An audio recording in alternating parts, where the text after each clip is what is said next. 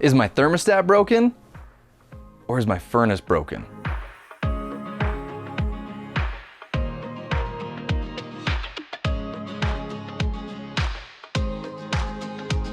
Hi, I'm Easton with Western Heating and Air, and we get this question all the time. Here's a few things you can check to see if the thermostat is the issue.